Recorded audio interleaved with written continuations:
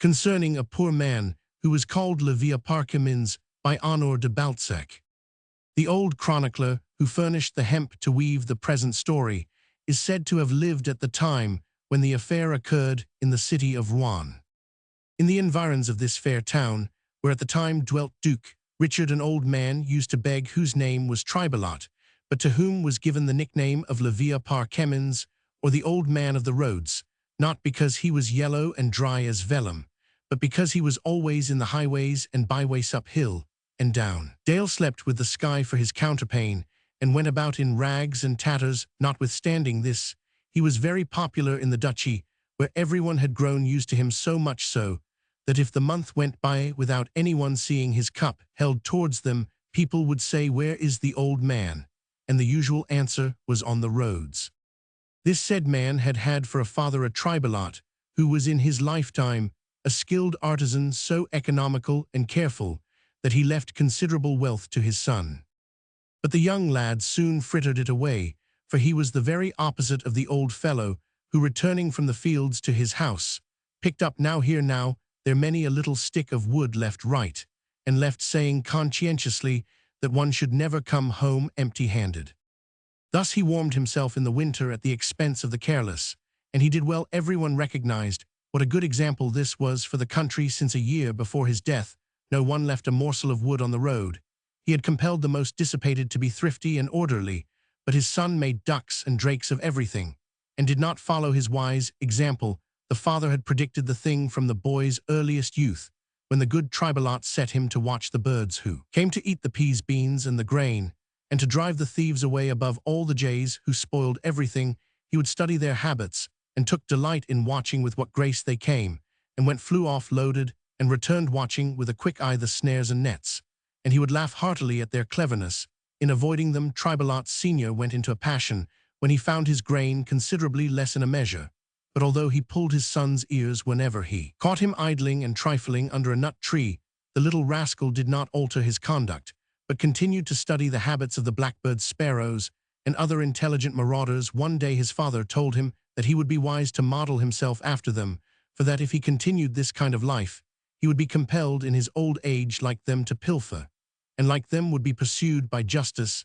This came true, for as has before been stated, he dissipated in a few days the crowns which his careful father had acquired. In a lifetime he dealt with men as he did with the sparrows, letting everyone put a hand in his pocket, and contemplating the grace and polite demeanor of those who assisted to empty it. The end of his wealth was thus soon reached, when the devil had the empty money bag to himself. Tribalot did not appear at all cut up, saying that he did not wish to damn himself for this world's goods, and that he had studied philosophy in the school of the birds. After having thoroughly enjoyed himself of all his goods, there only remained to him a goblet bought at Landlords, and 3 dice, quite sufficient furniture for drinking and gambling, so that he went about without being encumbered, as are the great with chariots, carpets, dripping pans, and an infinite number of varlets. Tribalot wished to see his good friends, but they no longer knew him, which fact gave him leave no longer to recognize anyone. Seeing this, he determined to choose a profession in which there was nothing to do and plenty to gain. Thinking this over, he remembered the indulgences of the blackbirds and the sparrows. Then the good Tribalot selected for his profession that of begging money at people's houses, and pilfering from the first day charitable people gave him something, and Tribalot was content, finding the business good, without advance money or bad debts. On the contrary, full of accommodation, he went about it so heartily that he was liked everywhere, and received 1,000 consolations refused to rich people. The good man watched the peasants planting, sowing, reaping, and making harvest, and said to himself that they worked a little for him as well. He who had a pig in his larder owed him a bit for it without suspecting it. The man who baked a loaf in his oven often baked it for Tribalot without knowing it. He took nothing by force. On the contrary, people said to him kindly, while making him a present, "Here, Vieux PAR-CHEMINS, cheer up, old fellow, how are you come? Take this, the cat began it, you can finish it." Vieux PAR-CHEMINS was at all the weddings, baptisms, and funerals, because he went everywhere where there was openly or secretly merriment and feasting. He religiously kept the statutes and canons of his order, namely, to do nothing, because if he had been able to do the smallest amount of work, no one would ever anything again. After having refreshed himself, This wise man would lay full length in a ditch or against a church wall and think over public affairs. And then he would philosophize like his pretty tutors, the blackbirds, jays, and sparrows, and thought a great deal while mumping for because his apparel was poor was that a reason his understanding should not be rich. His philosophy amused his clients, to whom he would repeat by way of thanks the finest aphorisms of his science. According to him, suppers produced gout in the rich. He boasted that he had nimble feet, because his shoemaker gave him boots that do not pinch his corns. There were aching heads beneath diadems, but his never ached, because it was touched neither by luxury nor any other chaplet. And again, that jeweled rings hinder the circulation of the blood. Although he covered himself with sores after the manner of cadgers, you may be sure he was as sound as a child at the baptismal font. The good man disported himself with other rogues, playing with his 3 dice, which he kept to remind him to spend his coppers in order, that he might always be poor in spite of his vow. He was like all the order of mendicants, so wealthy that one day, at the Paschal feast, another beggar wishing to rent his profit from him, via PAR-CHEMINS, refused 10 crowns for it. In fact, the same evening he spent 14 crowns in drinking the health of the almsgivers, because it is the statutes of beggary that one should show one's gratitude to donors. Although he carefully got rid of that of which had been a source of anxiety to others who, having too much wealth, went in search of poverty, he was happier with nothing in the world than when he had his father's money, and seeing what are the conditions of nobility, he was always on the high road to it, because he did nothing except according to his fancy, and lived nobly without labor. 30 crowns would not have got him out of a bed. When he was in it, the morrow always dawned for him, as it did for others, while leading this happy life, which according to the statements of Plato, whose authority has more than once been invoked in these narratives, certain ancient sages had led before him. At last via PAR-CHEMINS reached the age of 82 years, having never been a single day without picking up money, and possessed the healthiest color and complexion imaginable. He believed that if he had persevered in the race for wealth, he would have been spoiled and buried years before it is possible. He was right. In his early youth via PAR-CHEMINS had the illustrious virtue of being very partial to the ladies, and his abundance of love was, it is said, the result of his studies among the sparrows. Thus it was that he was always ready to give the ladies his assistance in counting the joists, and this generosity finds its physical cause in the fact that, having nothing to do, he was always ready to do something. His secret virtues brought about it is said that popularity which he enjoyed in the provinces. Certain people say that the Lady of Chaumont had him in her castle to learn the truth about these qualities, and kept him there for a week to prevent him begging. But the good man jumped over the hedges and fled in great terror of being rich. Advancing in age, this great quintessencer found himself disdained, although his notable faculties of loving were in no way impaired. This unjust turning away on the part of the female tribe caused the first trouble of via PAR-CHEMINS and the celebrated trial of Rouen, to which it is time I came.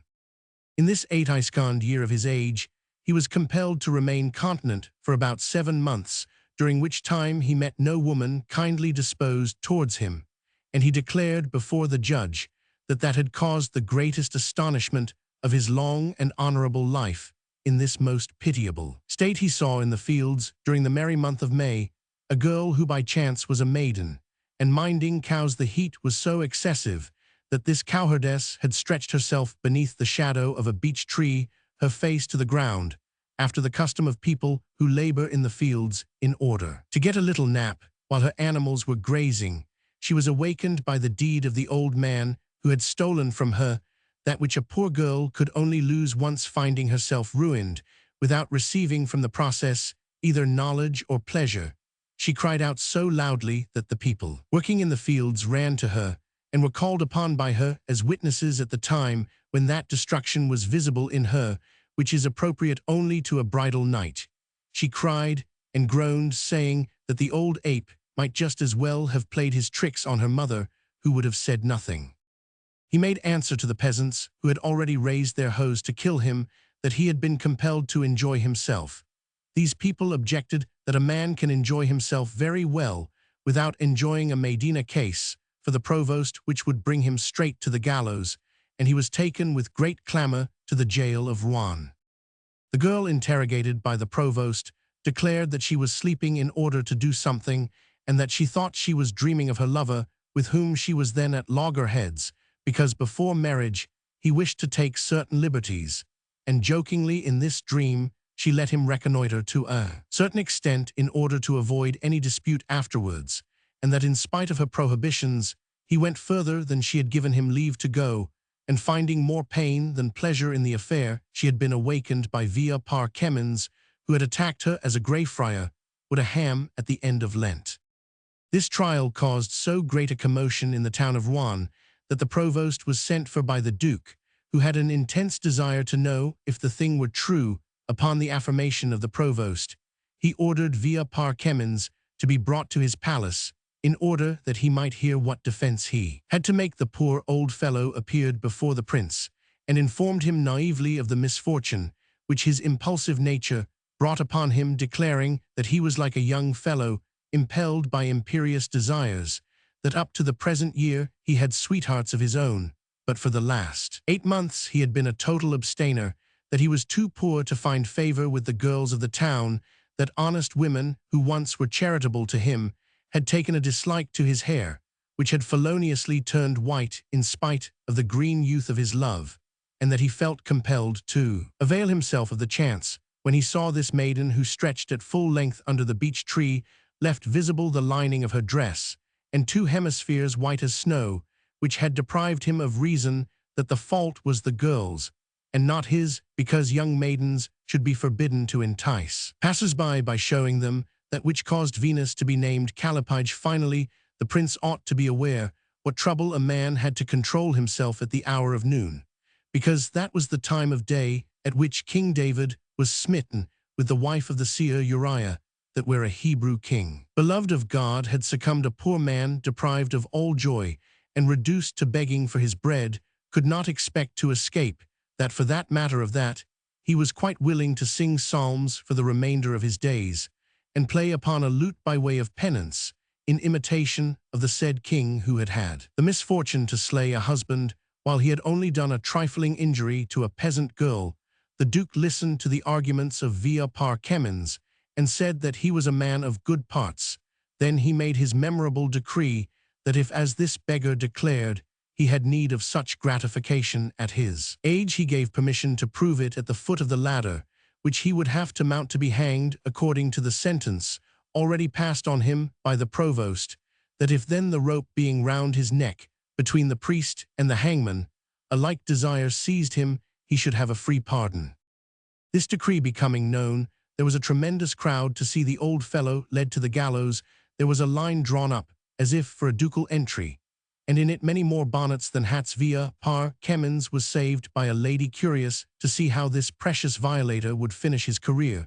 She told the duke that religion demanded that he should have a fair chance, and she dressed herself as if for a ball. She brought intentionally into evidence 2 hillocks of such snowy whiteness that the whitest linen neckerchief would have paled before them. Indeed, these fruits of love stood out without a wrinkle over her corset, like 2 beautiful apples, and made one's mouth water, so exquisite were they. This noble lady, who was one of those who rouse one's manhood, had a smile ready on her lips for the old fellow. PAR-CHEMINS, dressed in garments of coarse cloth, more certain of being in the desired state after hanging than before it, came along between the officers of justice, with a sad countenance, glancing now here and there, and seeing nothing but headdresses, and he would, he declared, have given 100 crowns for a girl tucked up, as was the cowardice, whose charms, though they had been his ruin, he still remembered, and they might still have saved him.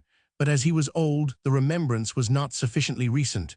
But when at the foot of the ladder he saw the twin charms of the lady and the pretty delta, that their confluent rotundities produced, the sight so much excited him that his emotion was patent to the spectators. "Make haste and see that the required conditions are fulfilled," said he to the officers. "I have gained my pardon, but I cannot answer for my Savior." The lady was well pleased with this homage, which she said was greater than his offense. The guards, whose business it was to proceed to a verification, believed the culprit to be the devil, because never in their wits had they seen an eye so perpendicular as was the old man. He was marched in triumph through the town to the palace of the duke, to whom the guards and others stated the facts in that period of ignorance. This affair was thought so much of that the town voted the erection of a column on the spot where the old fellow gained his pardon, and he was portrayed thereon in stone in the attitude he assumed at the sight of that honest and virtuous lady. The statue was still to be seen when Juan was taken by the English, and the writers of the period have included this history among the notable events of the reign. As the town offered to supply the old man with all he required, and see to his sustenance, clothing, and amusements, the good duke arranged matters by giving the injured maiden 1,000 crowns, and marrying her to her seducer, who then lost his name of VIEUX. He was named by the duke the Sieur de Bon. This wife was confined 9 months afterwards of a perfectly formed male child alive and kicking, and born with 2 teeth. From this marriage came the house of Bon, who from motives modest but wrong besought our well-beloved King Louis XI to grant them letters patent to change their names into that of Bon chose. The king pointed out to the Sieur de Bon that there was in the state of Venice an illustrious family named Coglione, who wore 3 CO natural on their coat of arms. The gentlemen of the house of Bon stated to the king that their wives were ashamed to be thus called in public assemblies. The king answered that they would lose a great deal because there is a great deal in a name. Nevertheless, he granted the letters. After that, this race was known by this name, and founded families in many provinces. The first Sieur de Bon lived another 27 years, and had another son and 2 daughters, but he grieved much at becoming rich, and no longer being able to pick up a living in the street. From this you can obtain finer lessons and higher morals than from any story you will read all your life long, of course, excepting these 100 glorious droll tales, namely, that never could adventure of this sort have happened to the impaired and ruined constitutions of court, rascals, rich people, and others who dig their graves with their teeth by overeating and drinking many wines that impair the implements of happiness, which said overfed people were lolling luxuriously in costly draperies and on feather beds, while the Sieur de Bon was roughing it in a similar situation. If they had eaten cabbage, it would have given them the diarrhea. This may incite many of those who read this story to change their mode of life in order to imitate VIEUX in his old age.